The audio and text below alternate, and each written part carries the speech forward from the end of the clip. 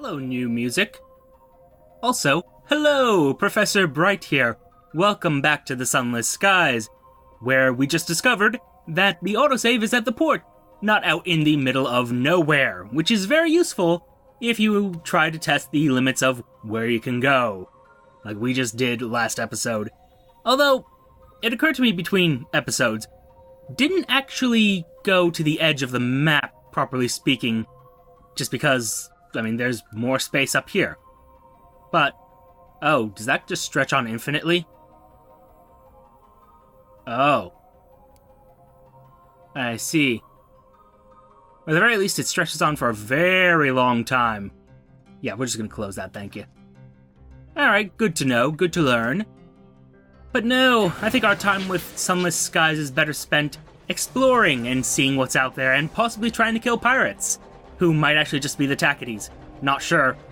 But, well, if I make a deal with the Windward Company, we could get paid to kill Tackities, so that's nice.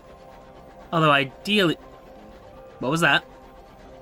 Everybody else saw that, like a little black shape going into the... Huh, I say.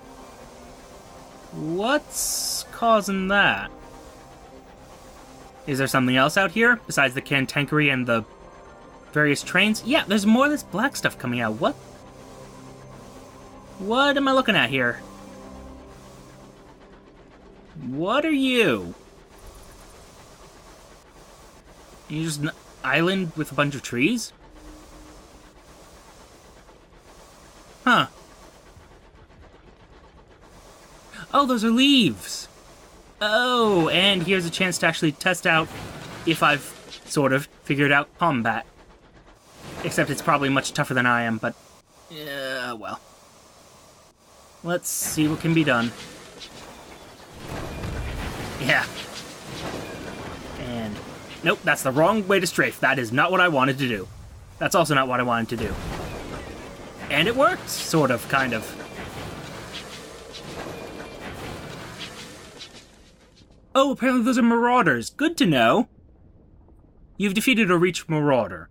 The raiders have gone down in smoke. You stand over the wreckage, poised to take from it what you will. Behind you, someone's humming a song of victory. Ah, very good. Loot the hold. Some of it's even intact. What could it be? A distressingly odored barrel. No one's keen to get close. You pry the lid off. Dear God, what are the blazes? Your navigator pokes the thing inside with a big stick until assured that it's dead. Well then! Good to know. Also, question. Possessions? Academe? Oh, academe probably would be the more proper word for that. Bohemia? Oh. We have categories of possessions again.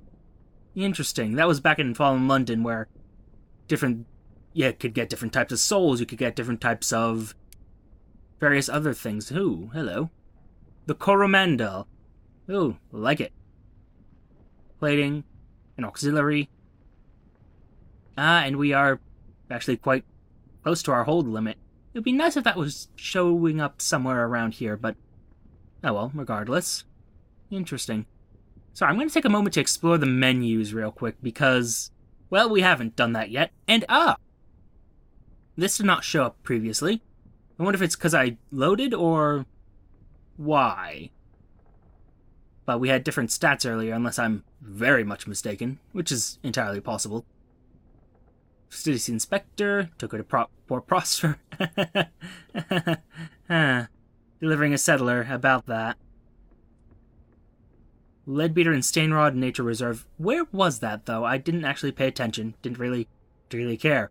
And an ambition's been chosen for us. Yeah, fair enough. Retire from the wonders of the heavens, though? Of course I'm not going to be doing that anytime soon. Not least because chances are I can't at the moment. Again, it's early access. Not complete game. Do want to emphasize that. Although, honestly, so far it's been worth the money. Just for the little bits of writing. I suppose I should go south. Well, we shall... Come on, cruise control. There we go. That is going to take some getting used to. But yeah, so far, 3 episodes in, I'm saying this, I'm liking what I've been seeing. I really am. It's got the right sort of storytelling going on. A little bit of implication, a little bit of mystery, and very, very rewarding if you've played Fallen London or Sunless Sea, because a lot of things they're saying, like that whole deal about Prince Albert, and how he's gone now, which, I mean, that's kind of the whole reason London fell. That's why her enduring majesty was the Traitor Empress, to preserve his life. So, how did that happen? What changed? And I'm just gonna let you be. It's like I could chase him, but it's not really worth it. There are things to do, bats to send out to hopefully discover ports, which is their job. Hate this bat. Hate him so much. So much hate. Anyway, it's fine, really. It's just perfectly adequate. Of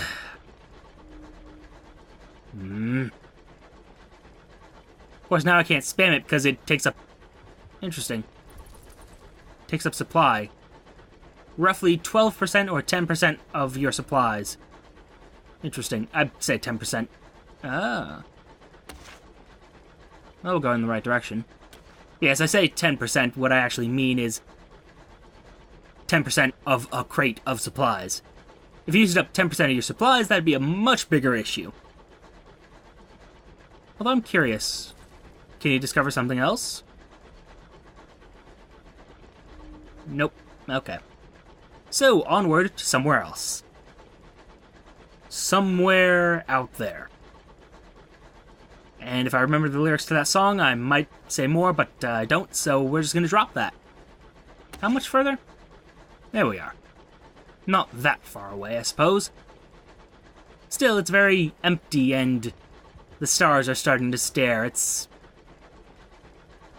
creepy. A little bit creepy. Beautiful. Don't get me wrong, the little bit of art here, but there's this huge gap, which has me asking a few questions, like, why is that completely dark? Also, what is this? How quiet it is, and what's that smell? Eggs? Sulfur? Oh. This implies hell, and devils. Oh. Shit.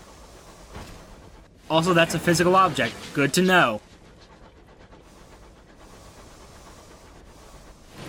Alright, now can we get this right? Nope. It's still E to go that direction. E is to the right. Q is to the left. From the engine's perspective. So, tell me about Carillon. The peaceful Carmine Institution was founded by devils from London and dedicated to the betterment of the soul. Authorige's A Tour of Heaven describes it as a cross between a spa, a sanitarium, and purgatory. She commends its bracing airs. Called that? Carillon, grey stone, the color of a monastery. Attending devils and devilesses dressed in uniform, and an incoming parade of the sick, the friendless, the dying, and those who think their lives would be better if only they were something else. This is Carillon, where souls are refined into something more impressive. Oh? Recruit a fatalistic signaler. Anything's probably better than here, Captain. Of course. Can always use... Ah, he's a villain, too. Interesting. He sighs mournfully as he inspects your engine. It'll do, I suppose. Fair enough. And of course, first things first, our port report, please. The penitents come from all corners of the high wilderness. Some will want to hear of their comings and goings. You write some notes on a pilgrim's journey through Carillon.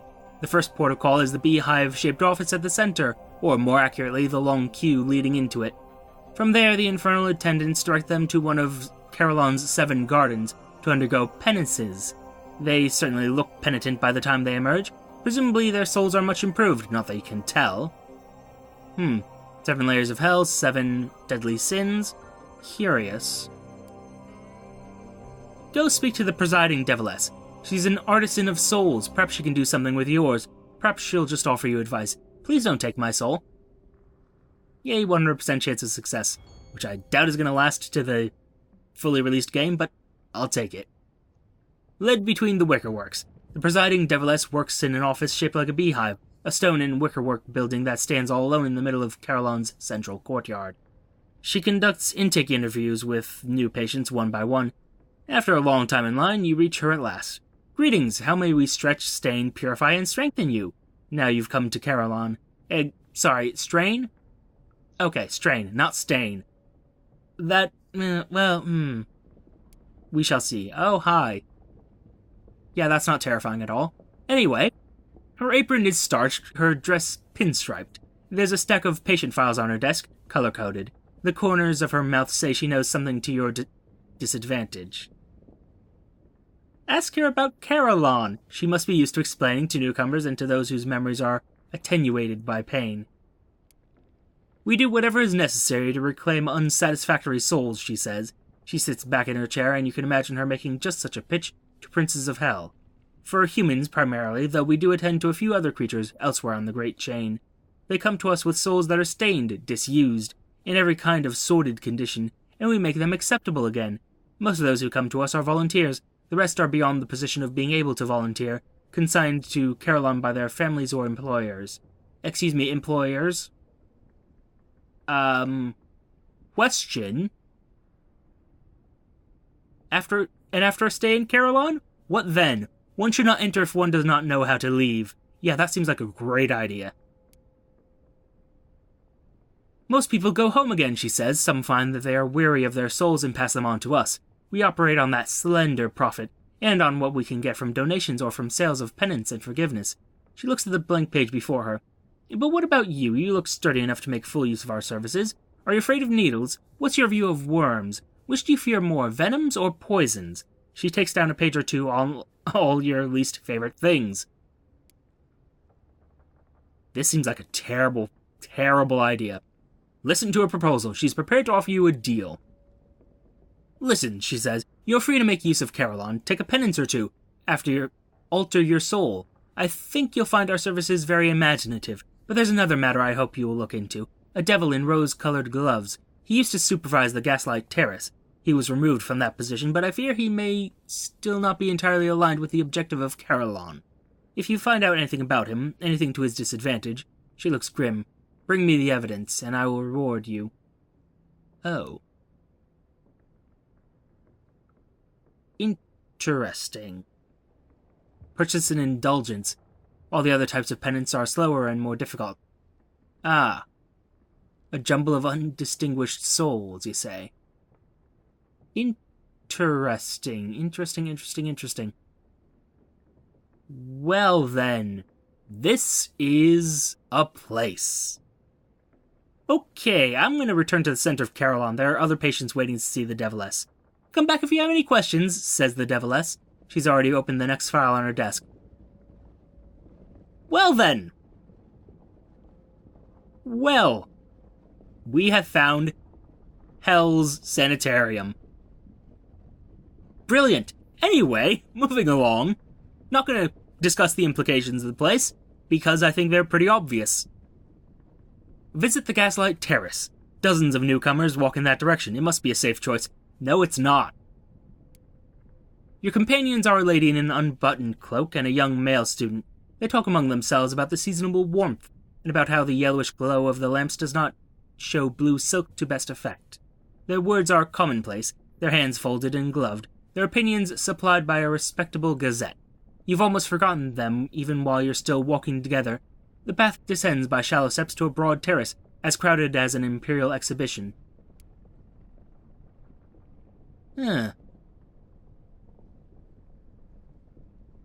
Gain enlightenment penance. Vision, imagination, the ability to see beyond the nearest convention. That's what the devils are trying to evoke here. Are they trying to make people into devils? A mid-level official of the Postal Services has read every issue of Hearth and Heaven before coming to Carillon. As a corrective, he's receiving a tattoo of Kaganian sigils. Do you feel any more interesting now? Asks the supervising devil. As for your punishment, it does not bear speaking of. For a month afterward, you see devils dancing in the corners of your eyes. Sometimes you need to understand more than you need to suffer. Perhaps I shouldn't be doing this. Well, let's meet this spineless curate. At the nearest station, a curate has been shackled into an ordinary pillory. His eyes beseech you to visit him. I've seen something in this light. It's hard not to see things. A devilish orderly jabs the curate with a needle. At the sight of the jab, the curate's skin goes lavender. I'm being treated for not believing in God. I've tried everything. Prayer, fasting, long weekends with a professional saint. None of it worked. My sermons were suffering. My bishop complained. And has it helped? I have dreams of snakes and angels, he says. It hasn't made me a mystic. I don't think the devils are real either. Just men with funny eyes, aren't they? The devilish orderly smiles with extra teeth. Yeah, just, men with funny eyes. Yeah, go with that. Just believe that. Trust me.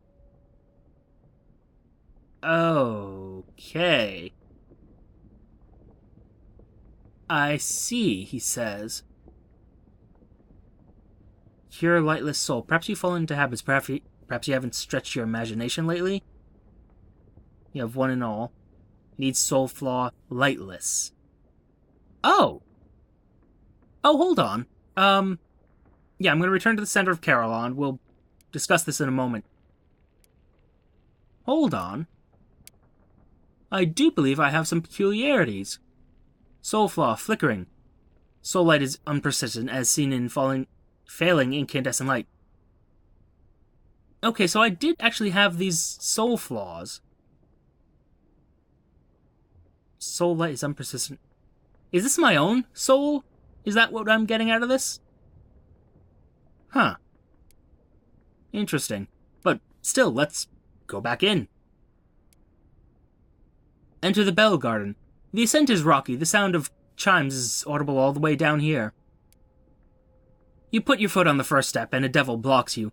Those who enter the bell garden must be in a proper state of hygiene. You, he says, wouldn't want to make things worse for the poor sufferers. He washes his hands in the fountain. Stopping you must have been grubby work. You've been turned away for impurity. Well then. Perform a ritual of purification. Those who wish to enter the bell garden must first undergo lustrations and prayers. What the heck's a lustration? And we failed. Our first failure. Oh, that's not good. Purification, according to the devils, is a matter assigned by law and daily changed. Some patients must wash in salt water, some in fresh, some must burn their old clothing, or shave their heads, or sustain a higher note of song for a full minute by the clock. And some are made to sit in a chair and be lowered into a den of snakes. Perhaps tomorrow's purification ritual will be a little bit more tolerable. Huh. Question. I'm at 100 terror. What's that doing? Is that... I mean, it said condition wary. I assume that's okay? We'll find out in a moment, I suppose. Oh, mirror shards. The path is a mirrored labyrinth. Entries forbidden to those who are not already afflicted. Liars, con artists, deniers of evidence. No one else on the passage to the terrace will admit that they know where they're going. What a curious figure, says an old man, pointing at his own reflection. He's hoping there aren't any other clowns of that nature where we're going, eh? He jabs you in the rib with his elbow. Admire your reflection, which is handsomer than usual. Why have you never noticed before the brilliance of your eyes? I can be a bit narcissistic, why not? You stumble over a woman in a bee costume and nearly miss the turning into the terrace. It's an absurd arrangement here. A person could wander the labyrinth all day long without reaching their destination. Oh. Stand in front of one of the statues and it will melt into your pose. Interesting. It'll look you in the eye. Its face will be your face, minus a few marks of character. It will still be transparent. Ooh. Gain inescapable truth penance. Here the devils treat flatterers, the excessively malleable, and those who don't know themselves at all. What's our chances? 16% chance. This is probably a bad idea. It was a bad idea. A woman in an unrecognizable uniform produced a masterwork of a novel, but forgot to read the reviews. Until she overcomes these flaws, she's memorizing the deaths of kings, the birth of bishops, and the wording of encyclicals. As for your punishment, it does not bear speaking of. For a month afterward, you see devils dancing in the corners of your eyes. Yeah, I want to try one more time. Yeah, still failing. Don't know what that's doing to me and how bad that is, so we'll just leave that be for now. Meet a grim penitent. The man is slim and there are circles under his eyes. He shows no energy at all. He lifts his eyes when you seat yourself. It takes time to get him to speak. He finds the effort of conversation very hard going. For the first few exchanges, he confines himself to the weather at Carillon, but finally he tells you why he's here. Too many years I lived on the other side of a mirror, he says. So long that I forgot everything but that place and its ways, where is and is not change places. I took a companion and endured his not love. It took me a long time to recognize it for what it was. Huh. Interesting. Yes, what's this deal? Maybe you find yourself lying as a matter of course, maybe you've forgotten a few inconvenient aspects of yourself. Interesting, so these are conditions that can be fixed, or cured. But should they be cured, I wonder? He says. We'll return. There are a few others leaving Carillon at the same time. A lady walks beside you, looking rather depressed. Yeah, this is not exactly the nicest of places we've ever been in. But, well, I guess we will... I mean, what are our other options that we don't have right now? For different soul flaws. Oh, I say. Okay, so different flaws have different places they can go. Interesting, that actually gives you a reason to create new characters, because I assume every character at creation gets certain soul flaws? Unless you get them some other way, but... interesting. Now I'm off my, little way I was going. I visited the Gaslight Terrace. I don't believe we've traversed the scramble to the checkerboard garden. It's reached by a flight of... It's traversed by a flight of wrong-sized steps. The riser's too steep and the flat's too narrow. But by the time you've come out onto the plane of the checkerboard, your calves are hurting. Oh, not a long journey, but okay. Sorry. Didn't know they integrated the title up there. The devils are playing tricolor chess with some of the penitents, white pieces, red pieces, pieces the color of flourishing wind. Around the edges of the board sit the patients who have already been captured, or who were never part of the game to begin with. Oh. They're literally using penitents as chess pieces. I mean, I suppose. Gain a shift of perspective, penance. Those who name-drop, who aim too high, who spend too much time in low company, who do not know their place, they wind up here. Oh, that's a thing. A red knight made use of a carriage with gilt panels on the doors, despite being extremely low-born. To cure those defects of character, he has a locked tongue to prevent so much as speaking the name of a superior. As for your punishment, it does not bear speaking of. For a month afterward, you see devils dancing in the corner of your eyes. Yeah. Okay, I'm gonna leave that. Well, I mean, it's a 44% chance. So... wow, I'm not doing good. Finally. A woman wearing a horse head invited a princess to a drinking party. Until she overcomes these flaws, she's being subjected to daily readings of the importance of knowing one's place. The supervising devil is distracted by the play on the chessboard. As for your punishment, it does not bear speaking of, as we've said before. Sometimes a momentary flash is all it takes to change a naive soul. Why are you telling me that? Well, encounter a rubbery man. No one's dressed him for the chess game or let him enter the board. He stands off to one side, tentacles squirming. He's surprised that you approach him. He moves to make room for you in case you are merely trying to occupy his space. When you speak to him, he offers you a squishy handshake. By various signals, gestures, and directions of his eyes, he indicates that he has come here looking for his place in the world. This is a bad choice on your part, buddy. Ask the rubbery man about the devil with the rose-colored gloves, and then hope you can understand the answer. Yes. The rubbery man holds up one tentacle representing the devil with the rose-colored gloves. Then he holds up another tentacle. After a moment he twists the two together. Are the tentacles meant to be kissing? Is that what that is? When you look blank, the rubber man repeats the pantomime several times. Perhaps the devil has a lover. Perhaps the devil loves the rubbery man. Perhaps the devil enjoys exotic forms of dance. Good job. Your rubbery man interpretation skills, top notch. Elevation of a rubbery man. What would such a person need? Perhaps understanding cut with ambition. Which, interestingly, I actually have. Cool. Wow. Okay. Enlightenment for a start, conversion for a chaser. He consumes both. Tentacles are involved, and the twitching of excessively mobile... Would one call those lips? But then, what a transformation. His features smooth and flatten, his tentacles retract. From a distance, one might take him for a human gentleman with an especially prominent brow. He assesses you, then, no thanks, no comment, not even the wave of a tentacle. What an ingrate. He takes up someone's freshly discarded crozier. As a bishop, he joins the game in play. I have a vision of the heavens, apparently. Oh wait, does that mean that rubbery men are above humans in the Great Chain? Huh. Curious. I do believe there was one last place. The Stunted Grove. At the center of Caroline, a half-height grove of black thorn bushes. There's no real gate, but not much of a wall either. There's only a low stone barrier, perhaps a foot tall, easy to step over. The Stunted Grove. The thorn bushes grow thorns an inch or more long. There are paths between them, but it's hard to pass without tearing one's clothes.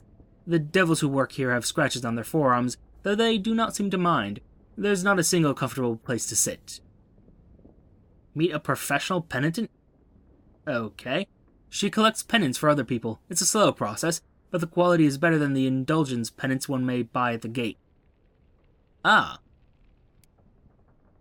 The penitent is seated on a stool, eating from an enormous barrel of violate sorbet. There's enough to supply a carnival. The penitent's lips are blue, her fingers are sticky. There are purple smears on her frock. Wasps are taking an interest in the side of her face. When you come over, she puts down her spoon long enough to greet you. I'm here on behalf of a viscountess who doesn't love her children. She's waiting back in London for me to deliver her penance. Pointedly, the supervising devil sets another long-handled spoon at her elbow. Ask the penitent about the devil with rose-colored glasses. Can I do this with everyone I just met? I'm gonna have to double-check some things. Perhaps she knows something. She seems well acquainted with the place. Oh, yes. She smiles reminiscently when you describe the devil in question. I know him, she says. I've been coming here for a long time in my line of work. He used to be very highly placed, you know, and then the presiding deviless caught him pinching supplies from the storehouse and gave him a demotion. Now he performs a few of the lesser punishments, some lightweight pitchforking, a little work with a hot poker, but his heart isn't in it. Devils don't stick long at anything. Intriguing. So, yeah, let me check something real quick. No, this isn't something I can do here. Okay. It was just the mirror shards and the Stunted Grove that gave me more details. Question. Would you like those details? No, seems not. Huh. I mean, I'm intrigued by the possibility of doing this, but I just don't have the skills to do it. At least not yet. Return to the center of Caroline. And, question. Visitor's Emporium? Intriguing. A selection of immaculate souls, you say. The rarest and most refined of souls, lovingly curated enough to catch even a Judgment's eye. Ah. Here, Caroline offers for purchase immaculate souls, willingly divested by refined patience. The bursary is also happy to receive lesser souls into its care. And here, the Emporium offers visitors all they might need to leave Caroline, as well as a few winning examples from their stained glass collection. No, you don't. Ah, you purchase it, though. Okay. I mean, annoyingly, I don't see where my money is. That's a bit of an oversight, but you can buy some. Yeah, well, a little more fuel, perhaps. Alright, so that's Caroline. It's not a nice place at all, though it is very interesting. Very interesting. The poor paying penance for the rich, the idea that you can just send someone out to get your own penance. Also the fact that this terror bar goes past the actual bar.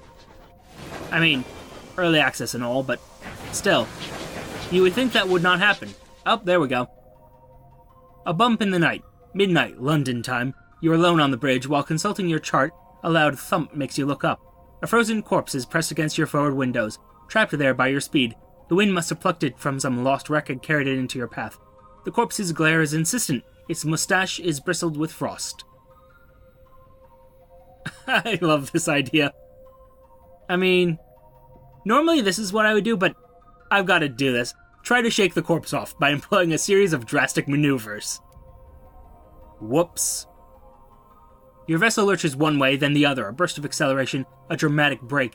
Something in the belly of the engine makes a metallic shriek of protest. Hopefully it wasn't anything too important. The corpse is gone, though flung into endless mists. We are not alone. Well, on that ominous note, and apparently that's what is switching up our terror. Interesting. We're gonna just quickly go back into the dock. And next episode, we're gonna go elsewhere. Somewhere, probably to the south, actually. We haven't explored much of the Reach at all. But, yes, the southern half most especially we have not explored. We'll have to do that in the future. But for now, thank you for your time. Note the like, comment, and subscribe buttons below. Use them responsibly, and I shall see you all soon. Bye-bye.